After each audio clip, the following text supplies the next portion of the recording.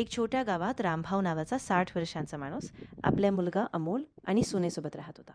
रामभाऊकडे शेती होती. तो अजूनही मेहनतीने काम करत होता. त्याची पत्नी काही वर्षांपूर्वी वारली होती. त्यामुळे तो, त्याचा मुलगा आणि सून सुमन एवढंच कुटुंब होतं. अमोलचं लग्न सुमनसोबत मोठ्या थाटामाटात झालं होतं. सुरुवातीला सगळं छान चाललं होतं. सुमन घर सांभाळत होती आणि एक दिवस रामभाऊने अमोलला शहराला काम ठेवलं. तो म्हणाला, आता तू बाहेर जाऊन काम कर. इथली शेती मी पाहतो. पैसे कमवणं महत्वाचं आहे. अमोल शहरात नोकरीसाठी गेला आणि घरात फक्त रामभाऊ आणि सून सुमन राहू लागले.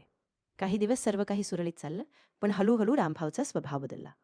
तो सुमनला विचित्र वागू लागला आणि तिला दबाव आणू लागला.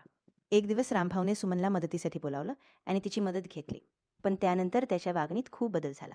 तो सुमनला मानसिकरित्या त्रास देऊ लागला. अमोल काही महिन्यांनी घरी आला, पण त्याला संशय आला. तो शेतावर गेला आणि लवकरच घरी परत आला. त्याने वडील आणि पत्नीमध्ये वाद बघितला आणि त्याला सगळं कळलं. घरात मोठा वाद झाला. अमोलने वडिलांना दोष दिला आणि रामभाऊला भीती वाटू लागली. तो अमोलला शेतात बोलावतो आणि तिथेच त्याच्यावर विश्वासघात होतो. शेवटी